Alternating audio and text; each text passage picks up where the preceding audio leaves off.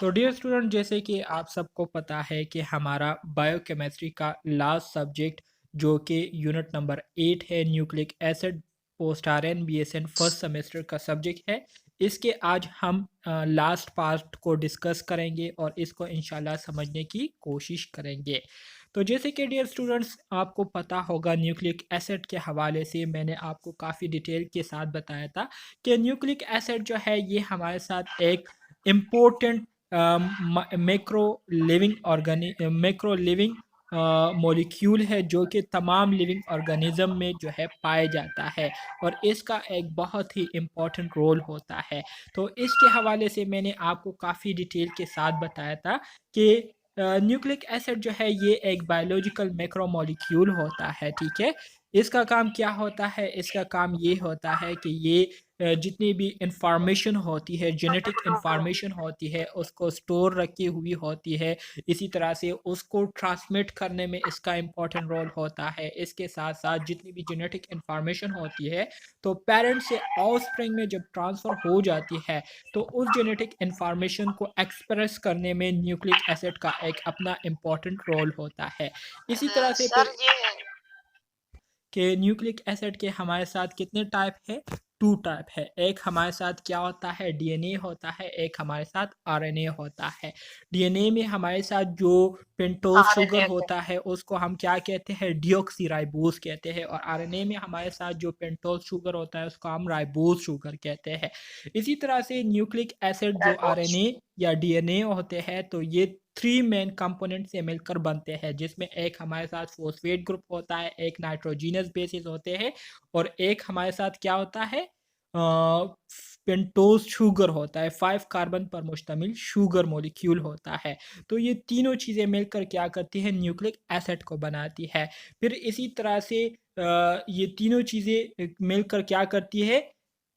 ये तीनों चीज़ें मिलकर न्यूक्लियोटाइड को बनाती है और बहुत सारे न्यूक्लियोटाइड मिलकर क्या करती है? न्यूक्लिक एसिड को बनाती है। ठीक है, नाइट्रोजीनियस बेसिस के हवाले से भी मैंने आपको बताया था कि नाइट्रोजीनियस बेसिस ये जो है इसमें हमारे साथ कौन कौन सी चीज़ें होती है। इसमें हमारे साथ एडेनिन, गुआनिन, साइटोसिन, थायमीन, ये क्या है? नाइट्रोजीनियस बेसिस है। ये डीएनए में पाए जाते हैं, जबकि adenine, guanine, cytosine and uracil जो है ये आरएनए में पाए जाते हैं। तो इसके हवाले से हमने काफ़ी डिटेल में बात की थी। इसके साथ साथ हमने न्यूक्लियोटाइड के बारे में बताया था कि हमारे साथ 3 क्लासेस है न्यूक्लियोटाइड के, जिसमें एक को हम मोनोन्यूक्लियोटाइड कहते हैं, एक को हम डाइन्यूक्लियोटाइड कहते हैं और एक को हम पॉलीन्यूक्लियोटाइड कहते हैं। तो ये सारी चीज़ें जो है हमने काफ़ी डिटेल के साथ पिछले क्लास में डिस्कस की थी। आज का जो हमारा नया क्लास है इसकी शुरुआत हम किस चीज़ से करेंगे? डीऑक्सी राइबो न्यूक्लिक एसिड से करेंगे और डीऑक्सी राइबो न्यूक्लिक एसिड को समझने की कोशिश करेंगे। ठीक है, आवाज़ सबको आ रही है मेरी क्या नहीं? अच्छा जी, अच्छा जी, very good. So what is DNA? DNA किसे कहते हैं? आप लोगों ने डीएनए का नाम जो है वो सुना होगा, बहुत दफ़ा जो है आप लोगों ने सुना होगा और आप लोगों के लिए ये एक कॉमन चीज़ होगी। डीएनए जो है इसको हम डीऑक्सी राइबो न्यूक्लिक एसिड कहते हैं। एग्ज़ाम में ये भी आया हुआ है। अगर आप अपने पास पेपर्स को देखें तो ये भी आपको एग्ज़ाम में या पास पेपर में मिलेगा कि DNA stand for what? DNA stand for deoxy ribo nucleic acid. ठीक है, तो ये आप लोगों को याद रहना चाहिए। So deoxyribonucleic acid is the hereditary material in humans and almost all other organisms. सबसे पहली बात जो कि आप लोगों ने डीएनए के हवाले से याद रखनी है वो ये है कि ये क्या है? हेरेडिटरी मटेरियल है। ह्यूमन बीइंग में भी और जितने तमाम बाकी और लिविंग ऑर्गेनिज्म है उन तमाम में भी डीएनए जो है पाया जाता है और ये एक हेरेडिटरी मटेरियल के तौर पर काम करती है। यहाँ पर हेरेडिटरी मटेरियल से क्या मुराद है? आप लोगों के माइंड में इससे रिलेटेड क्वेश्चन जो है वो पैदा हो रहा होगा कि हेरिडिटरी मटेरियल किसे कहते हैं। हेरिडिटरी मटेरियल से मुराद ये है कि ये वो जेनेटिक मटेरियल होता है जब मेल फीमेल जो है वो कंबाइन होते हैं, जब फर्टिलाइजेशन प्रोसेस करते हैं तो फर्टिलाइजेशन प्रोसेस जब हो जाता है, ठीक है, तो इसके बाद फीमेल इनसाइड फीमेल जो है एक रिप्रोडक्टिव प्रोसेस जो है वो शुरू होता है। ठीक है, तो उस रिप्रोडक्टिव प्रोसेस के दौरान जो है मेल्स के जो स्पर्म होते हैं वो फीमेल्स के एग को क्या करती है, उसको उसमें क्या होती है, डिफ्यूज होती है, ठीक है। और इसी तरह से रिप्रोडक्टिव पूरा प्रोसेस जो आप लोगों ने पढ़ा होगा अपने 10 क्लास में, 9 क्लास में, वो शुरू हो जाता है। तो इस प्रोसेस के दौरान जो मेल स्पर्म होता है तो उसमें क्या होता है, पेरेंट्स फादर की तरफ से कुछ इंफॉर्मेशन होती है, डीएनए होता है उसमें, और उस डीएनए में पूरी इंफॉर्मेशन जो है वो फादर की मौजूद होती है। इसी तरह से जो फीमेल एग्स होते हैं तो उसमें क्या होता है, उसमें भी डीएनए होता है, और उसमें फीमेल के हवाले से क्या होती है, मदर के हवाले से पूरी इंफॉर्मेशन डेटा जो है मौजूद होता है। तो अब ये दोनों डीएनए जो है क्या करती है, एक रिप्रोडक्टिव प्रोसेस के दौरान इसकी क्या होती है, इसकी क्रॉसिंग होती है, ठीक है। और इस क्रॉसिंग के दौरान जो है 23 क्रोमोसोम पेरेंट की तरफ, फादर की तरफ से, और 23 क्रोमोसोम जो है ये मदर की तरफ से कंबाइन होकर क्या करती है, एक जाइगोट को बनाती है, ठीक है। एक एम्ब्रियो एक जाइगोट को बनाती है, उसके बाद एम्ब्रियो बनता है, एम्ब्रियो के बाद जो है फीटस बनता है। फीटस जब पूरा 3 मंथ मतलब 9 मंथ कंप्लीट कर लेता है तो उसके बाद उसकी डिलीवरी होती है। सो हेरिडिटरी मटेरियल के हवाले से मैं आपको ये बताना चाह रहा हूँ कि हेरिडिटरी मटेरियल ये वो मटेरियल होता है जो कि पेरेंट से ऑफ स्प्रिंग में जो पेरेंट्स के खसूसियात होते हैं, जो पेरेंट की क्वालिटीज़ होती है, ठीक है, जो करेक्टरिस्टिक्स होती है, तो उस करेक्टरिस्टिक्स को ऑफ स्प्रिंग में मुंतकिल करती है। तो इसको क्या कहते हैं, हेरिडिटरी मटेरियल कहते हैं। और हेरिडिटरी मटेरियल से क्या मुराद है, डीएनए मुराद है, ठीक है। सिंपल अल्फाज में इसका मतलब ये है कि जब आप मतलब एक बच्चे को जो है आप उठाते हैं, उसका आप क्या करते हैं, उसका आप एक हेयर लेते हैं, सर से एक बाल काट कर उसकी जब आप डीएनए टेस्टिंग करते हैं और उसको फिर आप उसके पेरेंट के साथ मैच करते हैं, तो वो क्या होगी, वो ज़रूर आपको मैच में नज़र आएंगी और वो एक दूसरे के साथ मैच कर रही होंगी। तो ये क्या है, ये एक बेस्ट एग्जांपल है कि पेरेंट्स से ऑफस्प्रिंग में जो जेनेटिक इंफॉर्मेशन होती है वो क्या हो जाती है, वो मुंतकिल हो चुकी होती है। तो डीएनए जो है ये हमारे साथ एक हेरिडिटरी मटेरियल है ह्यूमन और दूसरे लिविंग ऑर्गेनिज्म में, जो कि क्या करती है, पेरेंट्स से ऑफस्प्रिंग में मुंतकिल होती है, ठीक है। Nearly every cell in a person body has the same DNA. ये भी आप लोगों को पता है कि हमारे बॉडी में जितने भी सेल्स हैं तो हर एक सेल में आपको सेम ही डीएनए जो है वो मिलेंगी। Most DNA is located in the cell nucleus where it is called nuclear DNA. इसी तरह से ज़्यादातर जो डीएनए आपको दिखने को मिलेंगे तो वो सेल के न्यूक्लियस में जो है आपको दिखने को मिलेंगे, ठीक है, जिसको हम न्यूक्लियर डीएनए भी कहते हैं। न्यूक्लियर डीएनए इसको हम इसलिए कहते हैं क्योंकि ये सेल के न्यूक्लियस में पाया जाता है। But a small amount of DNA can also be found in the mitochondria where it is called mitochondrial DNA और एम्प्टी डीएनए, ठीक है। इसके अलावा कुछ मिकदार में जो है आपको डीएनए माइटोकॉन्ड्रिया में भी मिलेगी। माइटोकॉन्ड्रिया के हवाले से मैंने आपको क्या बताया था, अगर आपको याद हो, power house of the cell. Bioenergetic में मैंने आपको बताया था कि माइटोकॉन्ड्रिया ये क्या है, हमारे सेल का पावर हाउस है। ये क्या करती है, यहाँ पर एनर्जी की प्रोडक्शन होती है, यहाँ पर एटीपी मॉलिक्यूल्स बनते हैं। और एटीपी मॉलिक्यूल्स क्या है, एटीपी मॉलिक्यूल्स जो है इसको हम energy currency of the cell कहते हैं, ठीक है, energy currency of the cell. तो ये बातें जो है आप लोगों को याद रहनी चाहिए, एग्जाम में जो है इसके आने के बहुत ज़्यादा चांसेस होते हैं। तो माइटोकॉन्ड्रिया में जो डीएनए होता है उसको फिर हम माइटोकॉन्ड्रियल डीएनए कहते हैं, ठीक है, ये आप लोगों को याद रहना चाहिए। मजीद आगे कहते हैं कि deoxyribonucleic acid is a polymer compose of 2 polynucleotide chain that coil around each other to form a double helix, ठीक है। ये भी आप लोगों ने सुना होगा और इसकी डायग्राम भी आप लोगों ने देखी होगी, मुझे पता है। डीएनए जो है इसका अगर आप स्ट्रक्चर देखें, ठीक है, तो ये एक 2 पॉलीपेप्टाइड चेन से मिलकर बना हुआ होता है। और ये 2 पॉलीपेप्टाइड चेन जो है ये एक दूसरे के इर्द इर्द गिर्द जो है एक दूसरे के इर्द गिर्द ये सराउंड हुए होते हैं। जैसे कि यहाँ पर मैं बना रहा हूँ, देखिए, ये डीएनए मॉलिक्यूल का एक स्ट्रैंड हो गया और ये डीएनए मॉलिक्यूल का दूसरा स्ट्रैंड हो गया, ठीक है। तो इसको हम क्या कहते हैं, इसको हम डबल हेलिक्स कहते हैं। और डीएनए जो है इसका ये जो एक स्ट्रैंड है ना, ये जो है इसको पॉलीन्यूक्लियोटाइड चेन कहते हैं। तो ये 2 पॉलीन्यूक्लियोटाइड चेन है, तो इसलिए यहाँ पर 2 पॉलीन्यूक्लियोटाइड चेन यहाँ पर लिखा गया है, जो कि एक दूसरे से इर्द गिर्द सराउंड हुए होते हैं और एक डबल हेलिक्स की तरह आपको नजर आएंगे। तो ये डीएनए क्या है, इसका स्ट्रक्चर है। ठीक है, समझ में आ रही है मेरी बात आप लोगों को?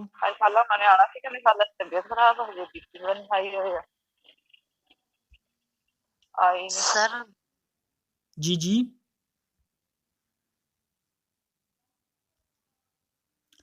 कोई क्वेश्चन है?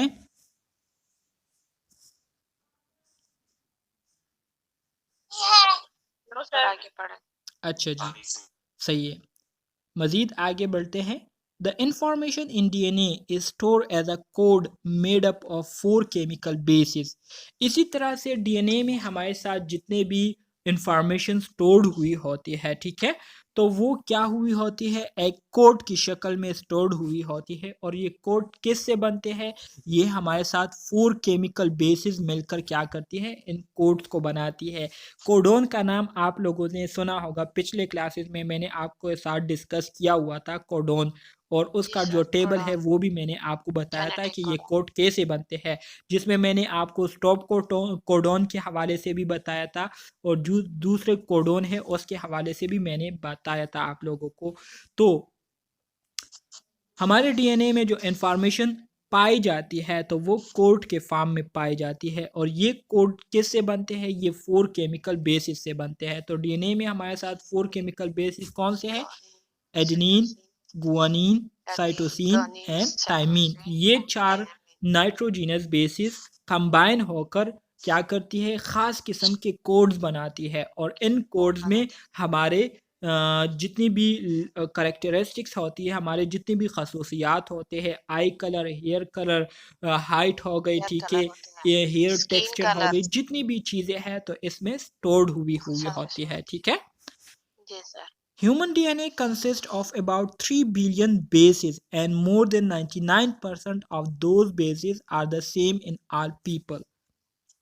अब ये भी एक बहुत ही इम्पोर्टेंट इंफॉर्मेशन है। कहते हैं कि ह्यूमन डीएनए में जो है तकरीबन 3 बिलियन बेसिस जो है ये पाई जाती है, मतलब एडेनिन, गुआनिन, साइटोसिन, थाइमिन, ये कंबाइन होकर क्या करती है, ख़ास किस्म के कोड्स बनाती है। और ये कोड्स बनते बनते तकरीबन 3 बिलियन बेसिस जो है इससे बन जाते हैं।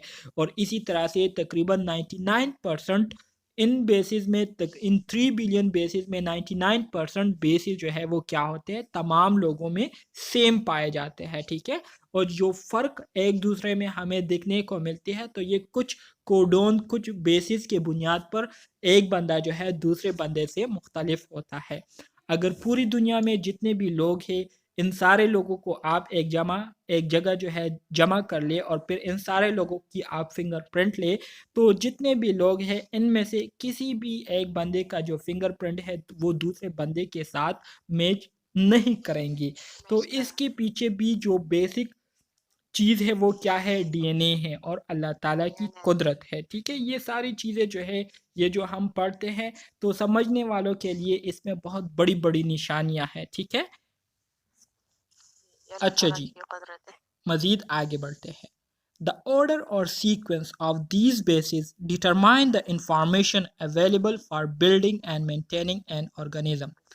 अब हमारे साथ जो कोड्स बनते हैं, तो इन कोड्स का जो ऑर्डर या सीक्वेंस होता है, तो इससे जो है हमें एक मुकम्मल इंफॉर्मेशन मिलती है कि जो ऑर्गेनिज्म है वो कैसे होगा, उसकी स्ट्रक्चर कैसी होगी, किस तरह से वो अपने आप को मेंटेन रखेगा। ये सारी चीज़ें जो है इस सीक्वेंस के बेस पर जो है हमारे साथ कोड्स में मेंशन की गई होती है।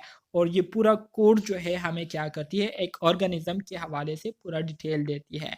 मिसाल के तौर पर आप एक फोसिल मटेरियल ले ले, ठीक है, फोसिल मटेरियल से मुराद ये है कि ऐसी चीज़ जिस पर हज़ारों साल गुजरे हुए हो, ठीक है, तो उसकी उस अगर वो मिट्टी भी आप उठा ले, तो उस मिट्टी की अगर आप जांच पड़ताल करें तो उसमें आपको डीएनए मिलेंगी और उसी डीएनए का जब आप टेस्ट करते हैं तो आपको उस ऑर्गेनिज्म के बारे में पूरा इंफॉर्मेशन मिल जाता है, जो कि हज़ारों साल पुराना चीज़ होती है, ठीक है? किसी ने भी उसको नहीं देखा होता है, लेकिन डीएनए के ज़रिए आप उसकी पूरी जो नस्ल है उसको आप मालूम कर लेते हैं।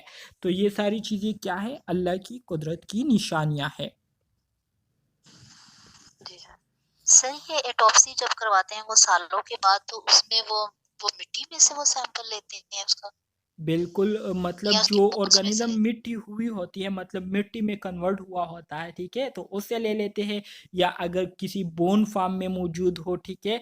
मतलब उस ऑर्गेनिज्म की कोई भी पार्ट हो, ठीक है? चाहे वो जिस फार्म में भी हो, तो उसको उठाकर उसकी क्या करते हैं? टेस्टिंग करते हैं और वो टेस्टिंग के ज़रिए फिर उस ऑर्गेनिज्म की एज के बारे में भी हमें पता चलती है कि ये ऑर्गेनिज्म कितने सालों से यहाँ पर पड़ा हुआ है या कितने साल पहले ये ऑर्गेनिज्म हुआ करता था।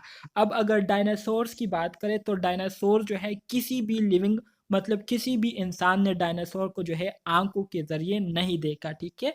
लेकिन उसके जो फ़ॉसिल्स मटेरियल थे, जो फ़ॉसिल्स था, उसकी जाँच पड़ताल करके लोगों ने डायनासोर्स पर मूवीज़ बनाए, डायनासोर्स के हवाले से लोगों को आगाह किया और इसी तरह से बहुत सारे स्पीशीज़ आप लोगों ने नाम सुने होंगे, देखे भी होंगे, जो कि अभी अर्थ पर एग्जिस्ट नहीं करती, लेकिन फिर भी उससे रिलेटेड उसकी मूवीज बन रही है, ठीक है? तो ये सारा कुछ जो है इन्होंने डीएनए से इंफॉर्मेशन ली है और फिर डीएनए के बेस पर वो क्या करते हैं? डॉक्यूमेंट्री वीडियोस बनाते हैं लोगों को इन्फॉर्म करने के लिए,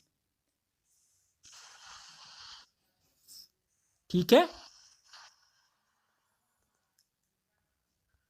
अच्छा जी, मज़ीद आगे बढ़ते हैं। अब आ जाते हैं राइबोन्यूक्लिक एसिड की तरफ। राइबोन्यूक्लिक एसिड मतलब आरएनए। आरएनए और डीएनए में एक डिफरेंस आपको ये भी मिलेगी कि आरएनए में आपके पास जो शुगर होता है वो क्या होता है? राइबोज शुगर होता है।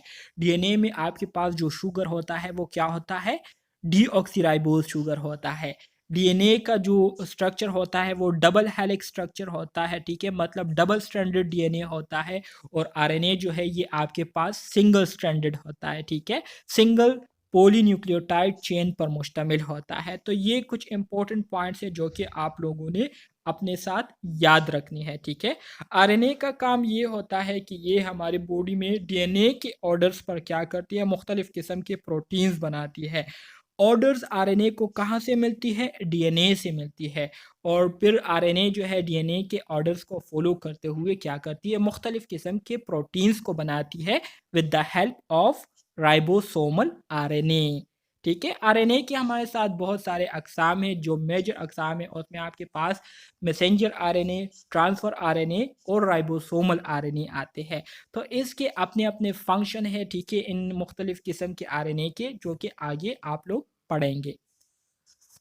Ribonucleic acid is a nucleic acid present in all living cells that has structural similarities to DNA. बिल्कुल सही बात है।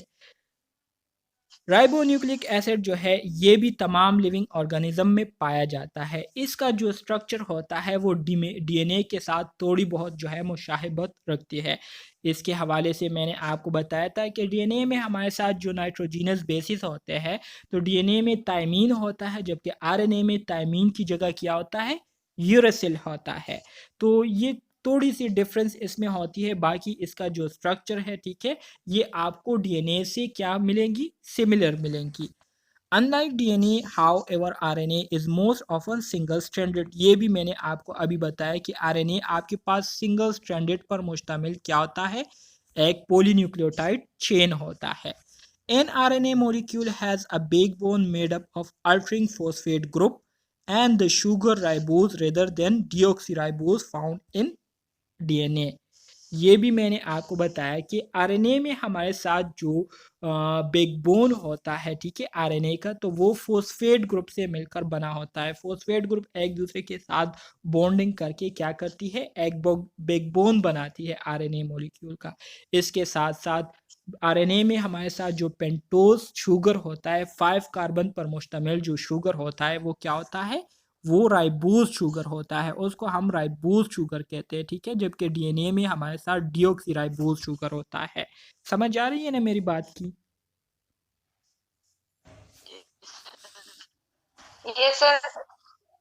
It is also Yes, sir. formed of 4 different type of nucleotide. इसी तरह से Yes, sir. आरएनए जो है ये भी हमारे साथ 4 मुख्तलिफ किस्म के न्यूक्लियोटाइड से मिलकर क्या होती है, बनती है। तो इसको आगे अब हम डिटेल के साथ पढ़ेंगे मज़ीद। अच्छा जी, एडेनिन न्यूक्लियोटाइड, ठीक है, adenine ribonucleotide, guanine ribonucleotide, cytosine ribonucleotide and uracil ribo nucleotide. तो ये हमारे साथ क्या है, 4 डिफरेंट न्यूक्लियोटाइड है जो कि मिलकर क्या करती है, आरएनए को बनाती है। Adenine, guanine, cytosine and uracil. आप लोगों को ये चीज़ें याद रहनी चाहिए, एमसीक्यूज में ये आएगा। एमसीक्यूज ये पहले भी मैंने आपको बताया था कि आपसे पूछ सकते हैं कि डीएनए में आपके पास थायमीन होती है तो आरएनए में थायमीन की जगह क्या होगी, तो आरएनए में थायमीन की जगह क्या होगी, यूरेसिल होगी, ठीक है। यूरेसिल, हाँ जी, यूरेसिल होगी। तो इसी तरह से आपसे पूछ सकते हैं कि आरएनए में यूरेसिल होता है तो डीएनए में यूरेसिल की जगह क्या होगी, थायमीन होगी। बाकी एडेनिन, गुआनिन, साइटोसिन ये आपको दोनों आरएनए डीएनए में सेम मिलेंगे। There are 3 types of RNA molecule. RNA molecules के हमारे साथ 3 टाइप्स है, ठीक है। ये चीज़ें आप लोग याद रखें, 3 टाइप्स है हमारे साथ RNA molecule के। एक हमारे साथ मैसेंजर RNA कहलाता है, ठीक है। mRNA से मुराद मैसेंजर RNA। इसका काम ये होता है कि ये DNA से ऑर्डर लेकर क्या करती है, DNA से ऑर्डर लेकर RNA तक पहुंचाती है और फिर RNA से जो है ये ऑर्डर, आरएनए जो है ये ऑर्डर बनाती है और फिर उस ऑर्डर को ट्रांसफर आरएनए मॉलिक्यूल्स के ज़रिए कहाँ भेजा जाता है, राइबोसोम को भेजा जाता है। और फिर राइबोसोमल आरएनए साइटोप्लाज्म की तरफ ऑर्डर भेजती है, वहाँ से जो है अमाइनो एसिड आते हैं, मुख्तलिफ़ किस्म के एंजाइम आते हैं और फिर इसी तरह से एक ख़ास प्रोसेस के ज़रिए क्या बनते हैं, दूसरे अमाइनो एसिड प्रोटीन मॉलिक्यूल्स बनते हैं। सो राइबोसोमल आरएनए इस वजह से इसको कहते हैं कि इसमें राइबोसोम जो है वो इन्वॉल्व होता है। और राइबोसोम का काम क्या होता है, मेन फंक्शन राइबोसोम का ये होता है कि ये क्या करती है, synthesis of protein molecule. Protein molecule की ये क्या करती है, सिंथेसिस करती है, प्रोटीन मॉलिक्यूल्स को ये बनाती है। तो ये चीज़ें आप लोगों को याद रहनी चाहिए, ठीक है। मैसेंजर आरएनए, ट्रांसफर आरएनए और राइबोसोमल आरएनए, ये 3 मेन टाइप है हमारे साथ आरएनए मॉलिक्यूल्स के, ठीक है।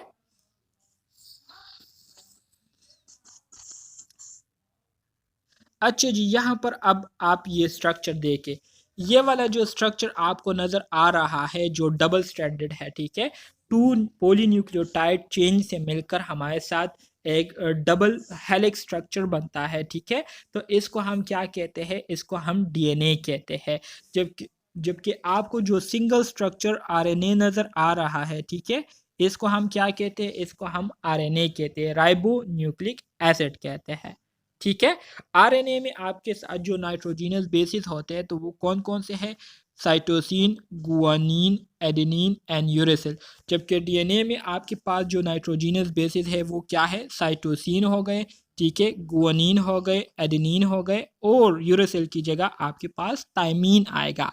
तो उम्मीद करता हूँ जितना भी हमने अब तक डिस्कस किया है वो सारी चीज़ें आप लोगों को क्लियर हो चुकी होगी। अगर कोई क्वेश्चन है, किसी जगह पर कंफ्यूजन है तो आप पूछ सकते हैं। नहीं सर, क्लियर है। अच्छा, जब हम हेरिडिटरी ये चेक करने के लिए करते हैं तो हम डीएनए मेजर कर मतलब उसको चेक करवाते हैं, आरएनए क्यों नहीं करवाते फिर? देखिए, अभी स्टार्ट में जब मैं आपको डीएनए के बारे में बता रहा था तो डीएनए के बारे में मैंने आपको क्या बताया, हेरिडिटरी मटेरियल। हेरिडिटरी मटेरियल से क्या मुराद है, मतलब ये है कि जितनी भी इंफॉर्मेशन होती है, जेनेटिक मटेरियल होता है वो डीएनए में पाया जाता है। पूरी इंफॉर्मेशन जो है वो डीएनए में होती है। जबकि आरएनए का काम ये होता है कि ये डीएनए के ऑर्डर्स के मुताबिक क्या करती है, दूसरे डीएनए मॉलिक्यूल्स बनाती है या दूसरे जो आरएनए मॉलिक्यूल है उसके ज़रिए प्रोटीन्स बनाती है। तो मेन चीज़ जो है वो आपके पास डीएनए है, बाकी फंक्शन जो है दोनों के एक जैसे होते हैं, ठीक है। प्रोटीन्स के बगैर कोई भी काम नहीं हो सकता। सो वन तो के प्रेप तो अच्छा जी, इंशाल्लाह सर हम भी पास हो इंशाल्लाह पास तो होंगे ही होंगे। आप लोगों ने जीपीए लेनी है। मेरे साथ ग्रुप में जो स्टूडेंट्स थे उसको मैंने कहा है कि जरूरी है। पास तो वैसे भी आप लोग होंगे, प्रमोट तो वैसे भी आप लोग होंगे। मुझे आप लोगों की इंशाल्लाह प्रमोशन नहीं चाहिए, मुझे आप लोगों की जीपीए चाहिए। तो इंशाल्लाह वो यस सर जीपीए हमें भी फिर जीपीए आप लोगों के चाहिए। इंशाल्लाह सर इंशाल्लाह। इंशाल्लाह। अच्छा जी, in DNA purine form hydrogen bond with their complementary pyrimidine. This is called complementary base pairing. In RNA, the complement of adenine in uracil instead of thymine. ठीक है। अच्छा जी, यहाँ पर एक और भी इम्पोर्टेंट पॉइंट है जो कि आप लोगों ने याद रखनी है। ठीक है, डीएनए में हमारे साथ जो प्यूरिन होता है, ठीक है, प्यूरिन प्यूरिन में आपके पास कौन से नाइट्रोजीनस बेसिस आते थे, किसी को याद है? एडेनिन एंड गुआनिन मेरे ख्याल में सर आते थे। गुआनिन और एडेनिन, सर एडेनिन और गुआनिन आते थे। हाँ बिल्कुल, और पायरिमिडीन में आपके पास cytosine, thymine cytosine, and uracil आता है। थायमीन और यूरासिल। जी सर। हाँ जी बिल्कुल। सो डीएनए में हमारे साथ जो प्यूरिन होता है तो वो क्या करता है, हाइड्रोजन बॉन्ड बनाता है अपने पायरिमिडीन के साथ।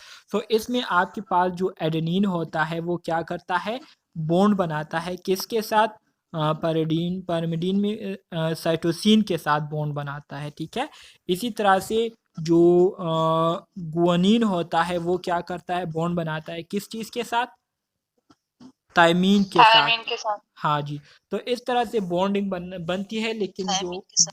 हाँ जी, जो बॉन्डिंग बनती है तो इसमें एक जो है डबल बॉन्ड बनाती है, ठीक है, और एक हमारे साथ ट्रिपल बॉन्ड बनाती है। तो वो डबल बॉन्ड और ट्रिपल बॉन्ड किन के दरमियान बनता है, अब ये मेरे माइंड से निकला हुआ है, तो इंशाल्लाह क्लास के बाद में आपको फिर डिटेल के साथ वो भी एक पिक्चर शेयर करके बता दूंगा। ठीक है, तो ये भी एमसीक्यूज में इम्पोर्टेंट है, एमसीक्यूज में आ सकता है, इसलिए मैंने आपको यहाँ पर क्लियर कर दिया। So this is called complementary base pairing. ये जो हमारे साथ बॉन्ड बनती है तो ये कम्प्लीमेंट्री बॉन्ड बनती है। ठीक है, मतलब एक टेम्पररी बॉन्ड बनते हैं, और ये इसलिए बनते हैं ताकि जो प्रोटीन्स है वो बनाए जा सके। ठीक है, आरएनए जो है प्रोटीन्स को बनाए प्रॉपर तरीके से। इसके साथ साथ इन आरएनए द complement ऑफ adenine is uracil instead of thymine. इसी तरह से आरएनए में हमारे साथ एडेनिन जिस चीज़ के साथ बॉन्ड बनाती है तो वो किसके साथ बनाती है, यूरेसिल के साथ बनाती है। जबकि डीएनए में एडेनिन जो है किस चीज़ के साथ बॉन्ड बनाती है, थायमीन के साथ बॉन्ड बनाती है। ठीक है, डीएनए में थायमीन के साथ बनाती है, जबकि आरएनए में थायमीन नहीं होता, तो इस वजह से एडेनिन जो है यूरेसिल के साथ बॉन्ड बनाती है। तो ये आप लोगों ने अपने साथ माइंड में याद रखना है। अच्छा जी, चगफ रूल, चगफ यू रूल क्या है, चगफ रूल क्या है, इसको आप लोग अब गौर से सुने और इस रूल को समझने की कोशिश करें।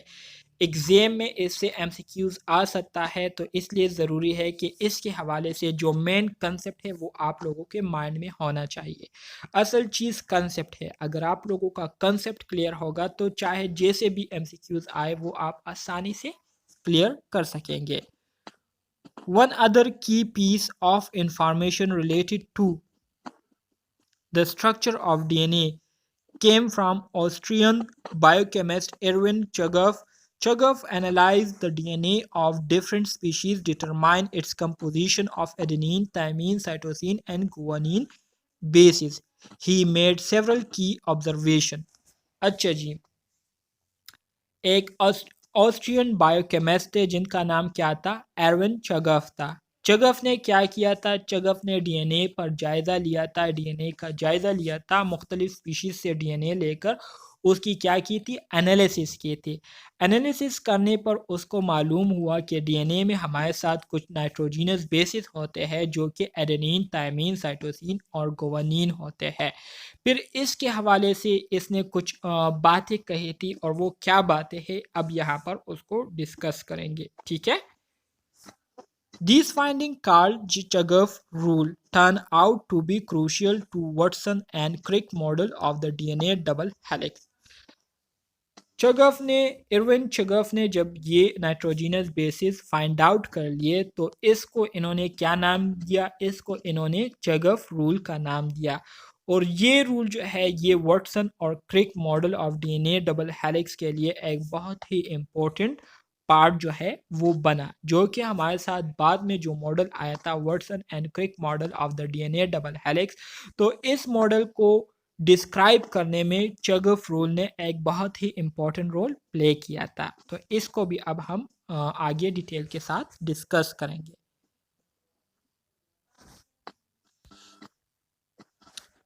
अच्छा जी, इरविन चगफ ने जो चीज़ें देखी थी तो उसके हवाले से इन्होंने जो बातें कही थी तो उसमें पहली बात इनकी ये थी कि हमारे साथ जो adenine, thymine, cytosine and guanine होते हैं तो ये क्या होते हैं, were not found in equal quantities as some model at the time would have predicted. पहली बात इन्होंने ये कही थी कि हमारे साथ जो नाइट्रोजीनस बेसिस है एडेनिन, थायमीन, साइटोसिन और गुआनिन, तो ये डीएनए में सेम क्वांटिटी में नहीं होते, मतलब इनकी तादाद जो है वो सेम नहीं होती, बल्कि इन सारों की तादाद एक दूसरे से क्या होती है, डिफरेंट होती है। ठीक है, और इसके हवाले से दूसरे मॉडल में भी बात की गई थी, दूसरे मॉडल्स में भी इसको जो है प्रेडिक्ट किया गया था। दूसरी बात इन्होंने ये की थी कि the amount of the basis very among species but not between individual of the same species. दूसरी बात इन्होंने ये की थी कि हमारे साथ मुख्तलिफ़ किस्म के स्पीशीज़ है, तो इन मुख्तलिफ़ किस्म के स्पीशीज़ में इन नाइट्रोजीनस बेसिस की जो मकदार होती है तो वो डिफरेंट होती है। लेकिन अगर मिसाल के तौर पर ह्यूमन बीइंग है, ह्यूमन बीइंग से मुराद ये है कि एक बंदा है, ठीक है, एक कपल है, उनका बच्चा है, तो उस कपल में और उनके बच्चे में इन नाइट्रोजीनस बेसिस की जो अमाउंट होगी वो डिफरेंट नहीं होंगी, वो फिर क्या होंगी, सेम होंगी। तो दूसरी बात इन्होंने ये कही थी।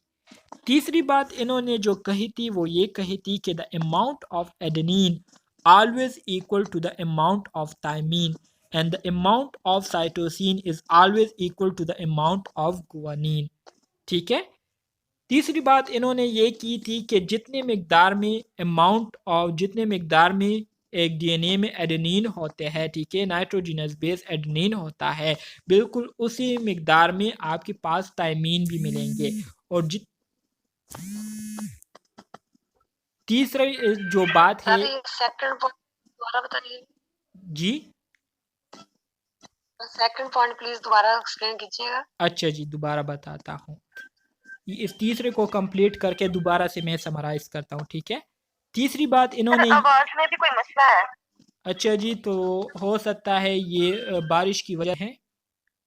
तो सबसे पहली बात जो इरविन चगफ ने की थी वो ये की थी कि adenine, adenine, thymine, cytosine and guanine ये हमारे साथ इक्वल क्वांटिटी, इक्वल अमाउंट में नहीं पाए जाते। ठीक है, पहली बात इन्होंने ये की थी कि इनकी मकदार जो है वो एक जैसी नहीं होती, सारे एक दूसरे से क्या होते हैं, डिफरेंट क्वांटिटीज़ में होते हैं। दूसरी बात इन्होंने ये की थी कि हमारे साथ मुख्तलिफ़ किस्म के स्पीशीज़ होते हैं, तो हर एक स्पीशीज़ में इन नाइट्रोजीनस बेसिस की जो मकदार होती है वो क्या होती है, वेरिड होती है। वेरिड से मुराद मुख्तलिफ होती है। एक स्पीशी में जितनी मकदार में नाइट्रोजीनस बेसिस होंगे दूसरे स्पीशी में उसके डिफरेंट होंगे, उसके मुख्तलिफ होंगे, ज़्यादा होंगे या थोड़े कम होंगे, ठीक है, या दरमियाना होंगे। लेकिन इसके साथ साथ इन्होंने ये बात भी की थी कि अगर स्पीशीज़ जो है वो सेम हो, मिसाल के तौर पर कपल हो, उनके 2-3 बच्चे हो, तो कपल और उनके जो 2-3 बच्चे हैं तो उनमें नाइट्रोजिनस बेसिस की जो क्वांटिटी होगी वो क्या होंगी, वो सेम होंगी, क्योंकि ये सारे क्या है, सेम स्पीशी है। ठीक है, इसी तरह से तीसरी बात इन्होंने ये की थी कि the amount of adenine always equal to the amount of thymine and the amount of cytosine always equal to the amount of guanine।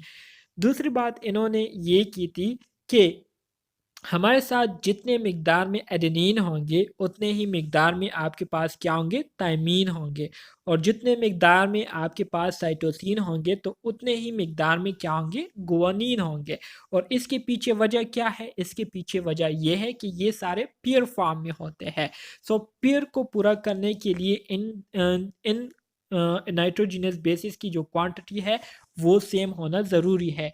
मतलब ये है कि अगर थायमीन आपके पास 5 है, ठीक है, तो थायमीन के साथ साथ एडेनिन भी क्या होंगी, 5 होंगे, ठीक है। इसी तरह से अगर साइटोसिन आपके पास क्या है, 10 है, तो साइटोसिन के साथ फिर आपके पास गुआनिन जो है वो भी क्या होंगे, 10 होंगे।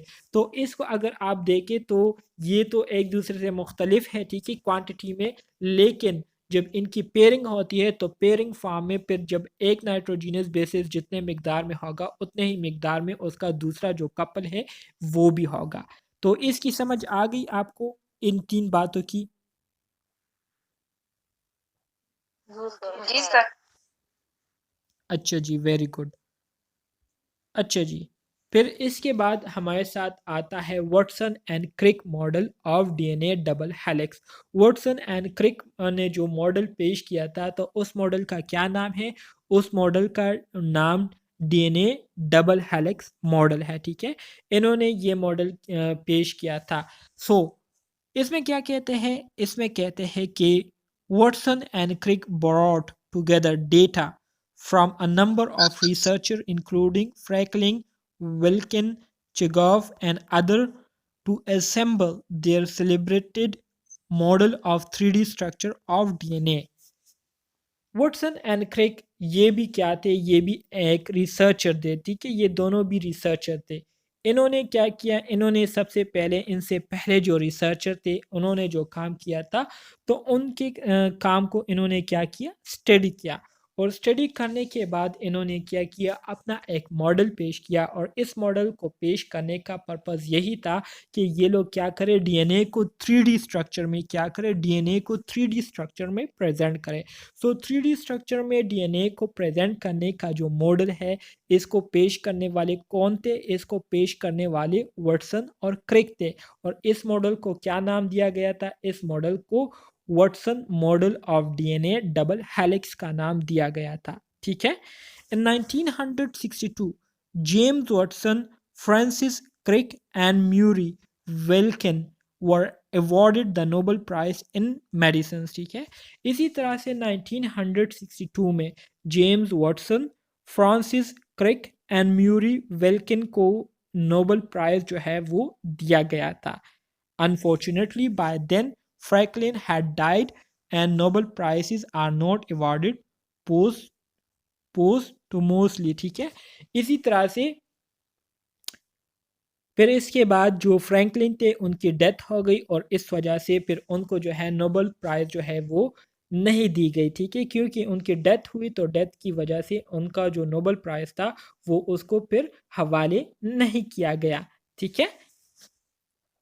सो ये डेट 1962 ये आप लोगों को याद रहनी चाहिए, आपसे एग्जाम में पूछ सकते हैं कि जेम्स वाटसन, फ्रांसिस क्रिक या म्यूरी को नोबेल प्राइज़ कब अवॉर्डेड, मतलब कब इनको दिया गया था।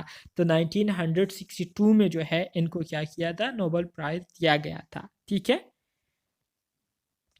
अच्छा जी, डबल हेलिक्स मॉडल 1953। 1953 में जो है वाटसन और क्रिक ने जो है डबल हेलिक्स मॉडल को क्या किया था, प्रपोज किया था। ये भी आपके पास एक इम्पोर्टेंट पॉइंट है एग्जामिनेशन के हवाले से। Did Watson and Crick steal Franklin data, search and find of for yourself. कहते हैं यहाँ पर एक क्वेश्चन किया गया है कि क्या वाटसन और क्रिक ने फ्रैंकलिन का जो डेटा है उसको चुराया था। तो इसका जवाब जो है आप ढूंढे और ख़ुद से जो है इसका जवाब जो है वो निकाले। तो ये एक एक्टिविटी जो है स्टूडेंट्स के लिए यहाँ पर मेंशन की गई है, ठीक है। अच्छा जी, ये क्या है, ये इलेक्ट्रॉन अंडर इलेक्ट्रॉन माइक्रोस्कोप, ये आपके पास एक इमेज है किस चीज़ का, क्रोमोसोम का। ये जो आपको नज़र आ रहा है इसको क्या कहते हैं, इसको क्रोमोसोम कहते हैं, ठीक है। इसको क्रोमोसोम कहते हैं। इसका जो सेंट्रल पार्ट होता है इसको सेंट्रोमियर कहते हैं। इसी तरह से इसका ये वाला जो पोर्शन होता है इसको क्या कहते हैं, इसको क्रोमेटिड कहते हैं, ठीक है। इसी तरह से मुख्तलिफ़ किस्म की इसके पार्ट्स होते हैं और उसके ख़ास नाम होते हैं। तो ये भी आप लोगों ने पढ़े होंगे 9-10 क्लास में। तो पता नहीं आप लोगों को याद होगा कि नहीं, लेकिन ये जो इमेज आपको नज़र आ रही है तो ये अंडर इलेक्ट्रॉन माइक्रोस्कोप क्रोमोसोम की इमेज है जो एक्स शेप में आपको नज़र आ रही है, ठीक है। ये यस सर, हमने क्रोमोसोम की पढ़ा है एफएससी में। जी सर।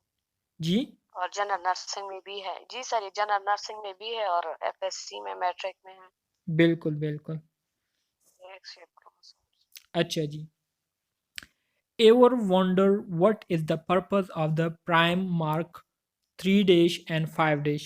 इसी तरह से आप लोग जब क्रोमोसोम की डिकोडिंग करते हैं या आरएनए की डिकोडिंग करते हैं तो उस डिकोडिंग में जो है आपको एक साइड पर जो है 3 डैश नज़र आएगा, मतलब यहाँ पर जो है आपको 3 डैश नज़र आएगा और यहाँ पर जो है आपको 5 डैश जो है नज़र आएगा। तो इस 3 डैश और 5 डैश का अभी तक जो है कोई पता जो है वो किसी को इतना ख़ास नहीं है कि इस 3 डैश और 5 डैश को लगाने का क्या पर्पज़ है, इसके पीछे क्या वजह है। तो ये भी एक मुअम्मा है जो कि ज़्यादातर लोगों को पता नहीं है और मुझे भी इसके बारे में पता नहीं है। अच्छा जी, अब आ जाते हैं स्ट्रक्चर ऑफ न्यूक्लिक एसिड की तरफ। न्यूक्लिक एसिड के स्ट्रक्चर को हम थोड़ा सा डिटेल के साथ अब यहाँ पर डिस्कस करेंगे। The purpose of the prime marks is to distinguish the carbon atom of the sugar from the ring atom of the nitrogenous bases. अच्छा, अभी जो मैंने आपको बताया था कि इन मार्क्स के बारे में किसी को पता नहीं है, तो इसका जवाब यहाँ पर मेंशन किया गया है कि न्यूक्लिक एसिड में हमारे साथ जो एक एंड पर 5 डैश और दूसरे एंड पर हमारे साथ जो 3 डैश होता है, तो इसका पर्पस सिर्फ यही होता है कि हमारे साथ जो नाइट्रोजीनस बेसिस के रिंग एटम में हमारे साथ जो पेंटोज शुगर होता है, ठीक है, तो उसको दूसरे कार्बन से डिफरेंट करने के लिए हम क्या करते हैं, यहाँ पर मार्किंग करते हैं, ठीक है। यहाँ पर हम क्या करते हैं, ये मार्किंग करते हैं 3 डैश एंड 5 डैश। 3 डैश का मतलब ये है कि कार्बन नंबर 3 पर हमारे साथ एक बॉन्ड बना हुआ है और 5 डैश का मतलब ये है कि कार्बन नंबर 5 पर हमारे साथ दूसरा बॉन्ड जो है वो बना हुआ है। तो इसका पर्पस सिर्फ और सिर्फ यही होता है कि हम कार्बन एटम जो शुगर में हमारे साथ कार्बन एटम होते हैं नाइट्रोजीनस बेसिस के रिंग में, ठीक है, तो उसको हम एक दूसरे से क्या करें, उसमें फ़र्क को वाज़ेह करें। फ़र्क को वाज़ेह करने के लिए ये 3 डैश और 5 डैश को मार्क किया जाता है। Carbon and nitrogen atom in the ring of the nitrogenous bases are also given numbers, but these numbers don't have prime mark. इसी तरह से नाइट्रोजीनस बेसिस में हमारे साथ जो कार्बन और नाइट्रोजन एटम होते हैं तो उसको भी नंबर्स दिए गए होते हैं, लेकिन उस पर इस तरह से 3 डैश या जो 5 डैश होता है उसका जो है इस तरह से निशान नहीं होता, ठीक है। समझ में आ रही है मेरी बात? जी सर। Genetic sir code. ये लास्ट में नहीं समझ आया सर, किस पे नंबर नहीं होता? अच्छा जी, ये लास्ट में आपको सिंपल बात बताई गई है कि हमारे साथ जो नाइट्रोजनस बेसिस होते हैं तो इसमें कार्बन और नाइट्रोजन एटम पाए जाते हैं, लेकिन उन कार्बन और नाइट्रोजन एटम पर किसी किस्म का नंबर नहीं होता। जैसे कि नाइट्रोजनस बेसिस में हमारे साथ जो पेंटोज शुगर के कार्बन एटम पर 3 डैश और 5 डैश नंबर दिया गया होता है, तो ऐसा नंबर आपको कार्बन और जो दूसरे नाइट्रोजन एटम होते हैं नाइट्रोजनस बेसिस में वहाँ पर नहीं मिलेंगे। तो ये बात यहाँ पर की गई है, बाकी इसमें कोई ऐसी ख़ास बात नहीं की गई।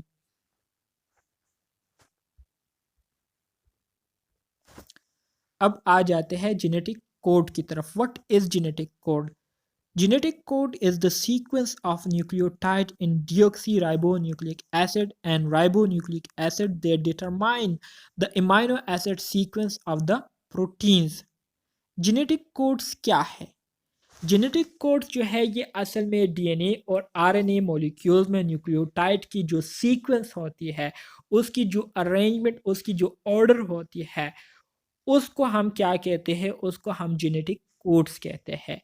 इन जेनेटिक कोड्स की अहमियत इतनी होती है कि इसी कोड्स की सीक्वेंस के बेस पर हमारे साथ मुख्तलिफ़ किस्म के अमाइनो एसिड एक ख़ास किस्म के सीक्वेंस में अरेंज होकर ख़ास किस्म की प्रोटीन्स को बनाती है।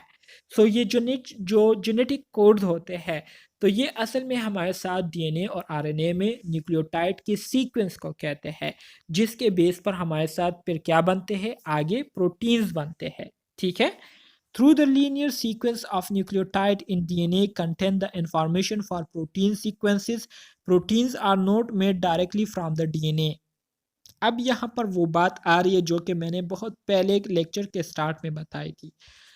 डीएनए में हमारे साथ जो लीनियर सीक्वेंस होता है, इसी तरह से जो लीनियर सीक्वेंस होता है या इसी तरह से जो लीनियर सीक्वेंस होता है, तो इस लीनियर सीक्वेंस में ख़ास तरह की इंफॉर्मेशन पाई जाती है एक ख़ास सीक्वेंस में प्रोटीन्स के लिए।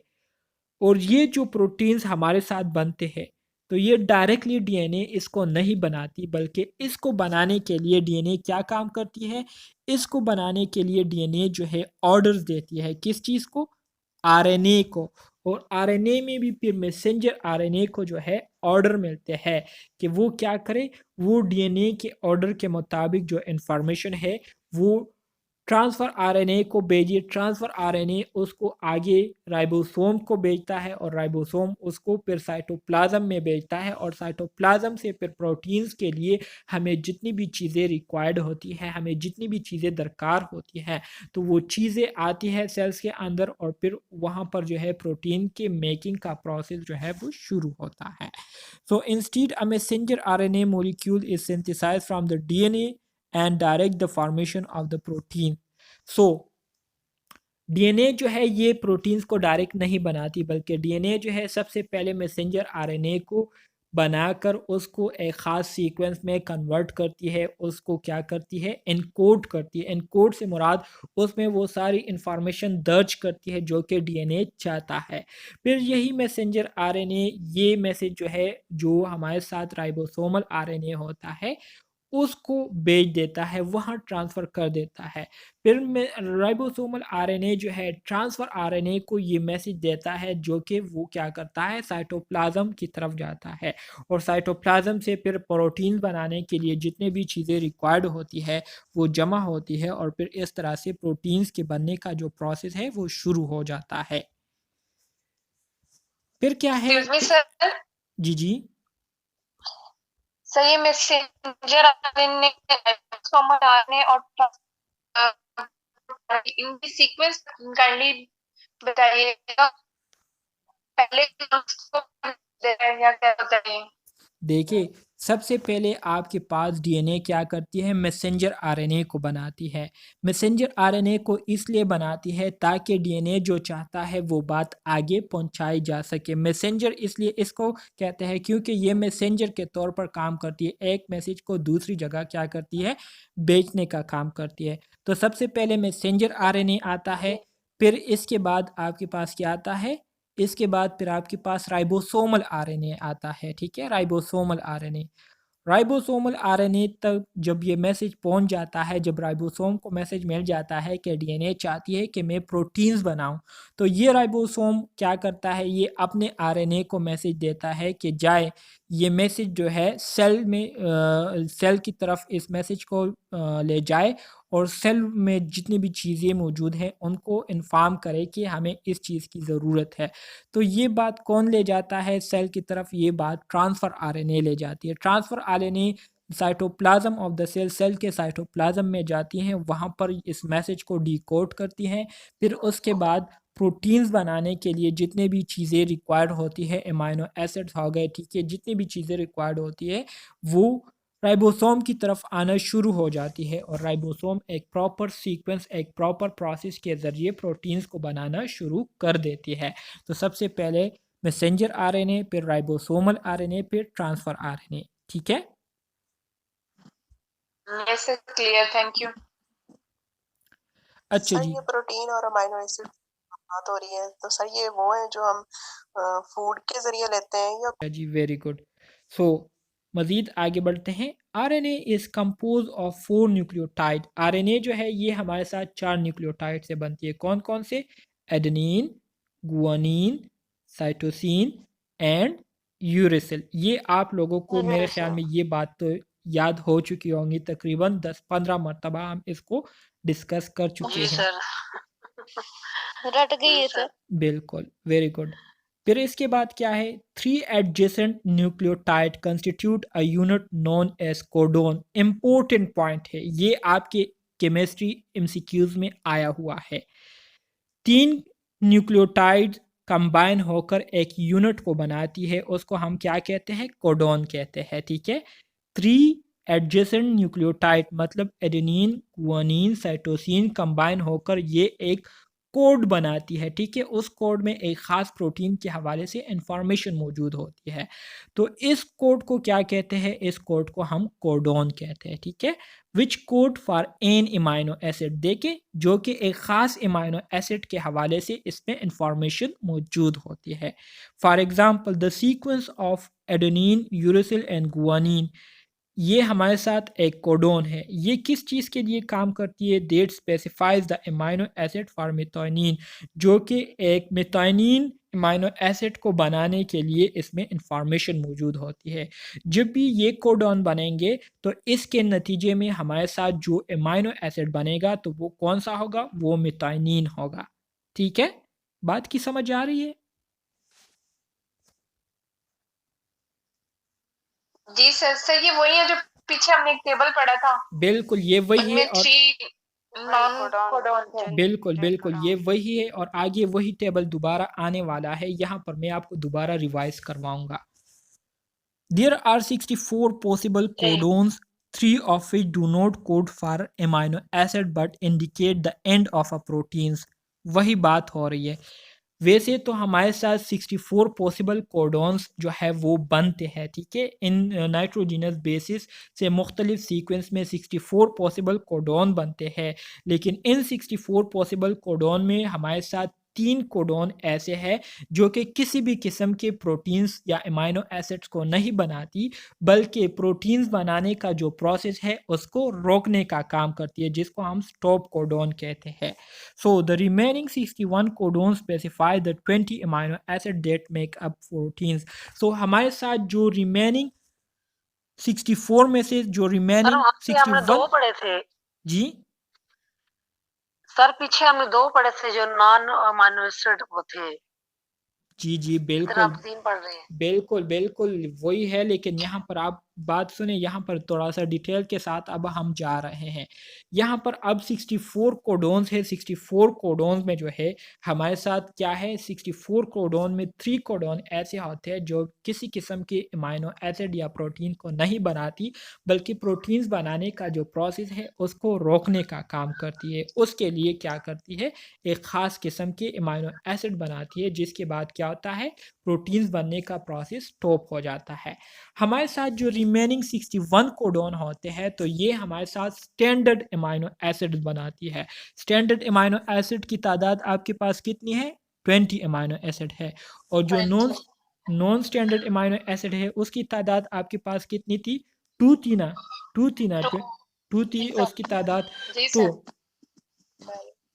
तो ये वही बात यहाँ पर दोबारा रिपीट हो रही है, लेकिन मैंने आपको कहा था कि जैसे हम आगे बढ़ेंगे तो आहिस्ता आहिस्ता हम थोड़ा सा डीप जाएंगे बायोकेमिस्ट्री में। तो ये अब थोड़ा सा डीप गए हैं, अब हम डीएनए की बात कर रहे हैं। वहाँ पर हम सिर्फ प्रोटीन्स की बात कर रहे थे जो कि एक मॉलिक्यूल है। यहाँ पर डीएनए डीएनए के अंदर अब हम जा रहे हैं, वहाँ पर हम बात कर रहे हैं।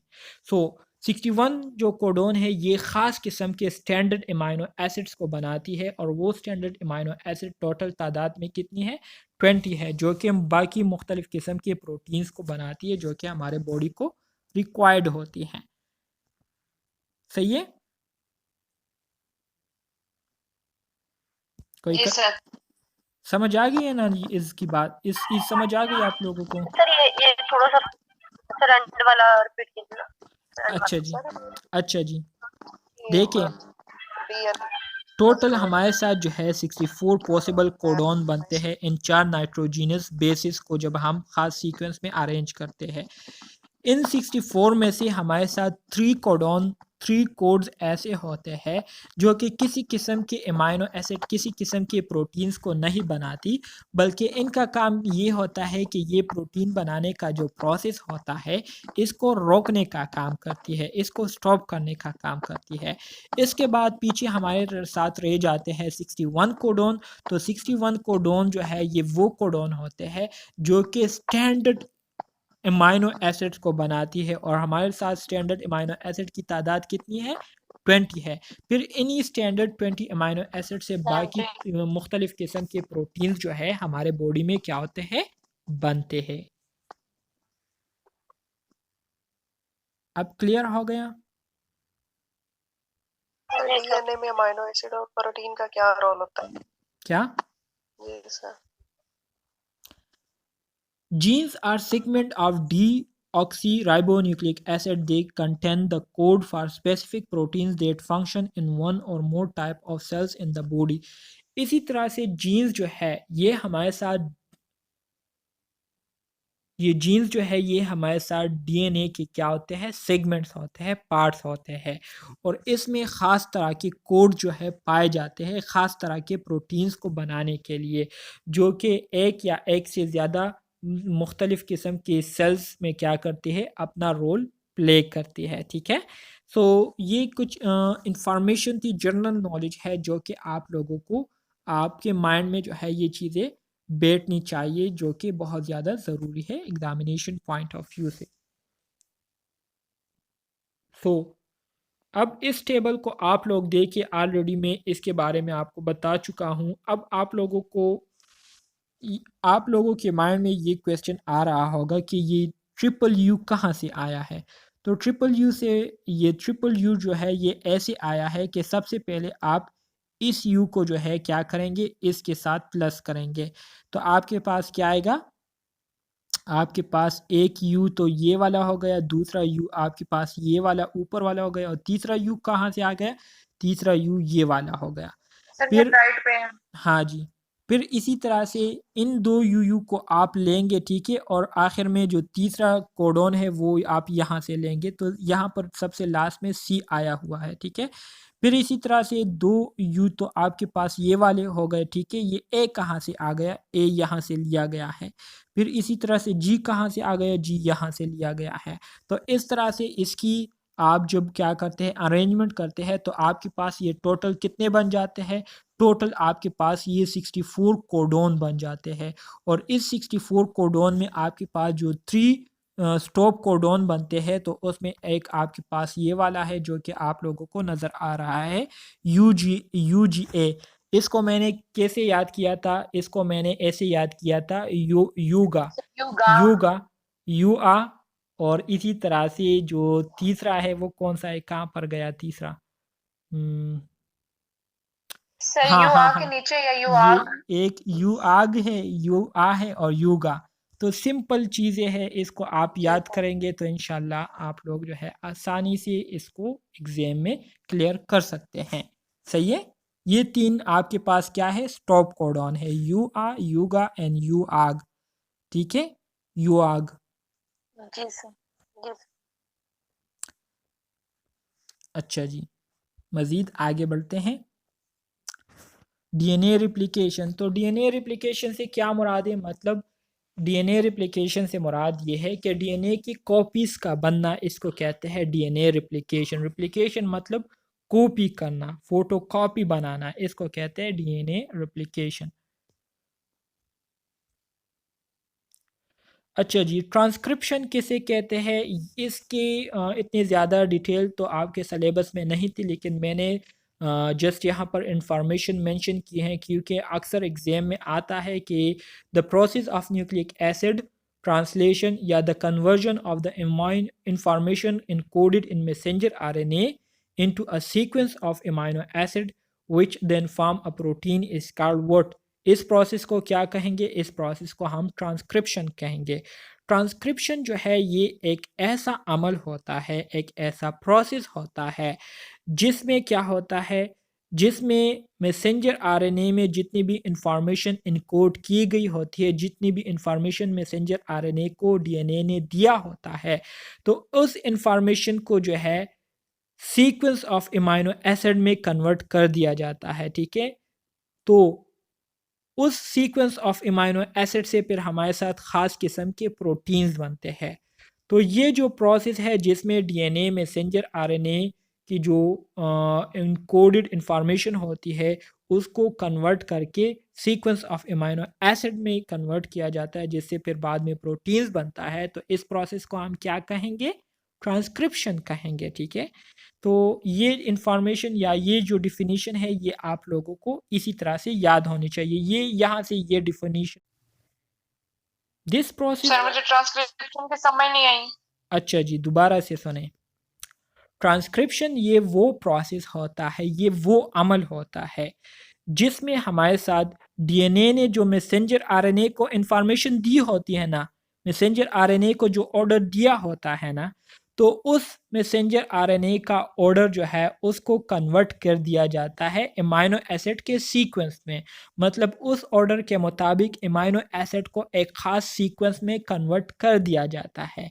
तो इस प्रोसेस को क्या कहते हैं? इस अमल को हम ट्रांसक्रिप्शन कहते हैं। इसी सीक्वेंस के बेस पर फिर हमारे साथ मुख्तलिफ़ किस्म के प्रोटीन्स बनते हैं। तो इसको क्या कहते हैं? इसको ट्रांसक्रिप्शन कहते हैं।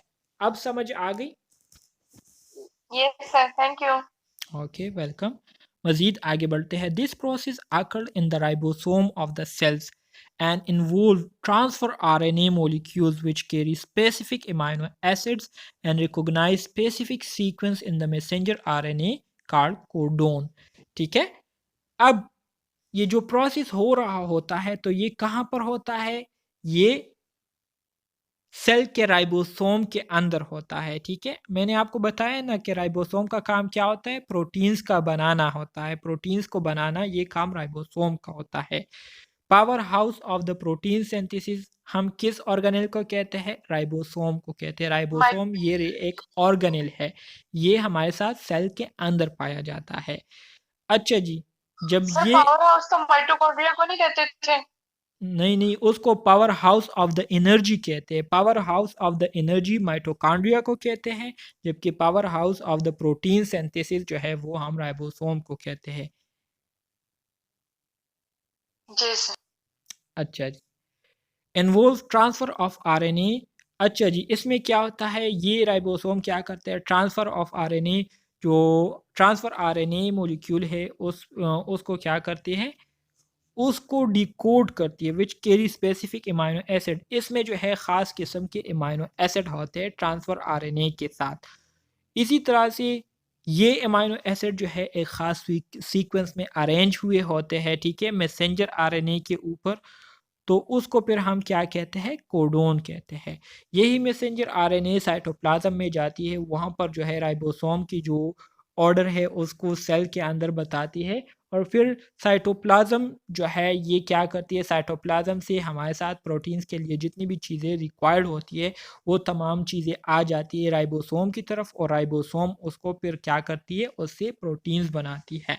So the ribosome read the messenger RNA. Ribosome क्या करती है? मैसेंजर आरएनए को रीड आउट करना शुरू कर देती है, मतलब उसकी डिकोडिंग करना शुरू कर देती है, ठीक है। मैसेंजर आरएनए पर इंफॉर्मेशन इनकोड हुआ होता है ना, तो उस इंफॉर्मेशन को पढ़ना शुरू कर देती है कौन? Ribosome. In group of 3 nucleotide and match each codon with the corresponding amino acid brought in the transfer RNA। Transfer RNA ने साइटोप्लाज्म से जो ख़ास किस्म के अमाइनो एसिड अपने साथ लाया हुआ होता है, तो उस अमाइनो एसिड्स के साथ ये राइबोसोम क्या करता है? मैसेंजर आरएनए के जो कोडॉन में अमाइनो एसिड होते हैं उसको मैच करता है, और इसी तरह से इसको मैच करते करते ये प्रोटीन्स को बनाती जाती है उस वक्त तक जब तक इसके पास एक स्टॉप कोडॉन ना आ जाए, जिसको रीड करने के बाद राइबोसोम फिर अपना प्रोटीन बनाने का जो प्रोसेस है उसको क्या कर लेता है? एंड कर लेता है, स्टॉप कर लेता है। सही है। अब इसके बाद जी सर। हमारे साथ जो अगला प्रोसेस है इसको हम ट्रांसक्रिप्शन कहते हैं, ठीक है।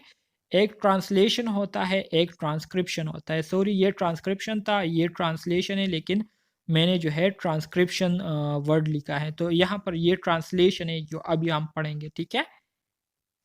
ये इसको आप लोग फिर ट्रांसलेशन कर लीजिएगा, अपने साथ लिख लीजिएगा। Nucleic acid transcription is the process by which, अच्छा जी, सॉरी, जो पहले वाला मैंने बताया तो वो क्या है, वो ट्रांसलेशन है। ट्रांसलेशन में ख़ास किस्म की अमाइनो एसिड की क्या होती है, इनकोडिंग होती है, ठीक है। इंफॉर्मेशन जो है वो भेजी जाती है राइबोसोम को प्रोटीन बनाने के लिए। जबकि ट्रांसक्रिप्शन में क्या होता है, transcription is the process by which a segment of DNA is copied into a complementary RNA molecule by the enzyme RNA polymerase. This process occurs in the cell nucleus for eukaryotes and in the cytoplasm for prokaryotes. The RNA molecule produced is known as messenger RNA, which carries the genetic information from the DNA to the ribosome for protein synthesis. अच्छा जी, transcription जो है ये असल में वो process होता है कि इसमें हमारे साथ डीएनए का एक पार्ट होता है, एक सेगमेंट होता है, ठीक है। तो उसकी क्या होती है, उसकी रेप्लिकेशन होती है, उसकी कॉपी बनती है। किस चीज़ में, आरएनए मॉलिक्यूल उससे बनता है। और ये कॉपी किस एंजाइम के ज़रिए बनती है, ये कॉपी आरएनए पॉलीमरेज एंजाइम के ज़रिए बनती है। मतलब डबल हेलिक्स लाइक स्ट्रक्चर होता है, तो ये डबल हेलिक्स लाइक स्ट्रक्चर के साथ एक आरएनए पॉलीमरेज एंजाइम आता है, ये रिएक्शन करता है और बिल्कुल इसी तरह का एक सिंगल स्ट्रक्चर क्या बनाता है, सिंगल स्ट्रैंडेड आरएनए बना लेता है। जब सिंगल स्ट्रैंडेड आरएनए बन जाता है तो इससे फिर क्या बनता है, इस सिंगल स्ट्रैंडेड आरएनए को फिर हम क्या कहते हैं, इस कम्प्लीमेंट्री सिंगल स्ट्रैंडेड आरएनए से फिर हमारे साथ मज़ीद दूसरे आरएनए टाइप्स बनते हैं, जिसमें पहला जो हमारे साथ टाइप बनता है उसको हम मैसेंजर आरएनए कहते हैं। यही मैसेंजर आरएनए क्या करता है, डीएनए के पास जाता है, डीएनए की जो ऑर्डर होती है उस ऑर्डर को ये मैसेंजर आरएनए क्या करता है, डीएनए से लेता है और फिर वापस आता है किस चीज़ की तरफ, राइबोसोम की तरफ। राइबोसोम की तरफ जब आता है तो राइबोसोम को डीएनए का ऑर्डर मिल जाता है और फिर राइबोसोम जो है उस ऑर्डर के मुताबिक क्या करता है, प्रोटीन्स को बनाना शुरू कर देता है। तो इस अमल को हम क्या कहते हैं, ट्रांसक्रिप्शन कहते हैं, ठीक है। जी। अच्छा जी, मज़ीद आगे बढ़ते हैं। तो डियर स्टूडेंट्स, ये था आपका बायोकेमिस्ट्री का लास्ट यूनिट जो कि आज हम कवर कर चुके हैं अल्लाह के फजल और करम से।